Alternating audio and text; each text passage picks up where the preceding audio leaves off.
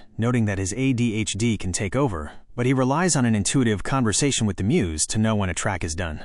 He reflects on his song Heartthrob, a track he released with some reluctance due to minor hang-ups, noting that its title secretly references something from 2007. 3. Musical upbringing, theory, and Kurt Cobain. Weiland describes an absolute, obsessive devotion to the guitar, admitting he historically slept with instruments and microphones in his bed. He addresses comparisons to Kurt Cobain, while he shares Cobain's distaste for pedantic, arrogant musicians who destroy art with rigid rules. Weiland diverges by actively valuing music theory. Having studied it formally at community college, despite holding an unhelpful degree from Vassar, Weiland believes theory provides a backbone, but the ultimate goal of an artist is to learn the rules precisely to break and remake them. 4. Darkwave roots and gear obsession.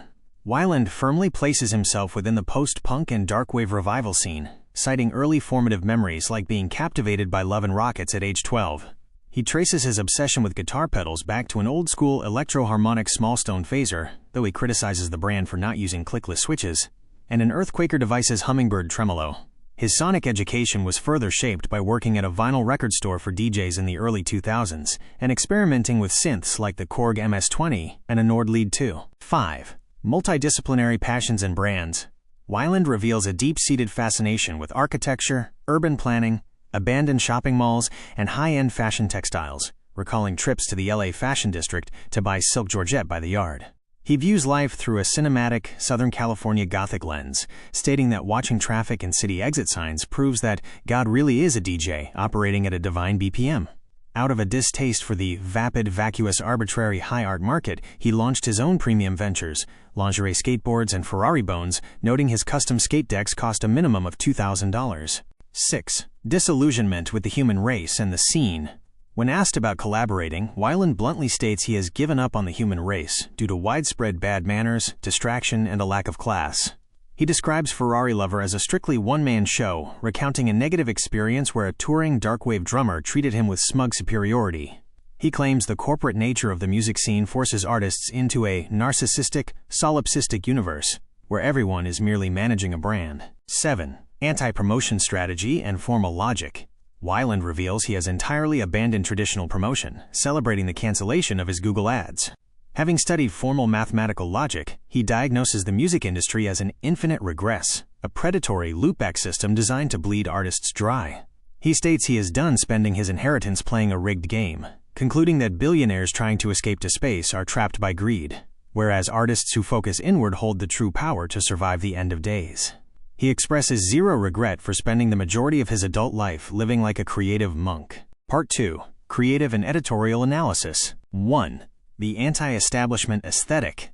By choosing to self-publish a zine feature on his own domain, complete with conversational fragments, erratic punctuation, and raw transcripts, Weiland executes an act of creative autonomy. It serves as a meta-commentary on the state of music journalism in the streaming era. He rejects the polished, PR-scrubbed identity of contemporary artists in favor of the raw, defensive grit reminiscent of 1980s underground punk zines. 2. The conflict of the educated autodidact. An interesting tension exists in Weiland's artistic identity. He balances the persona of a self-taught, boundary-breaking rocker with that of a classically trained academic. He actively claims the title of an autodidact, while simultaneously citing his formal education in music theory and logic. This duality allows him to criticize pedantic gatekeepers from a position of authority. He knows the rules well enough to confidently declare them boring. 3. Isolationism as a creative shield. Weiland's commentary on giving up on the human race and running lace of spades with strict, uncompromising authority paints the picture of a classic reclusive auteur. By framing his isolation as a spiritual and artistic choice, referencing starseeds and shadow work, his reclusiveness becomes part of the FerrariLover mythos. It morphs from a standard industry frustration into a gothic, monk-like dedication to his instruments, which he intimately labels as his children. 4. The so-called Gothic film noir lexicon. Weiland successfully synthesizes a unique subcultural aesthetic. By weaving together high-end fashion, silk georgette, subcultural street staples, skateboarding, vintage gear specs and apocalyptic imagery, abandoned malls, vampires, and the end of days, he builds a cohesive universe. His worldview is deeply cinematic, transforming the mundane landscape of Southern California freeways and strip malls into a dark, rhythmically synchronized playground overseen by a divine DJ. Summary verdict: the 𝔬𝔬𝔯𝔬𝔞𝔯𝔬𝔬𝔬𝔬𝔬 interview is less of a standard promotional tool and more of an artistic manifesto. It outlines a fierce commitment to indie independence, a profound exhaustion with capitalist industry traps, and an uncompromising dedication to darkwave subculture.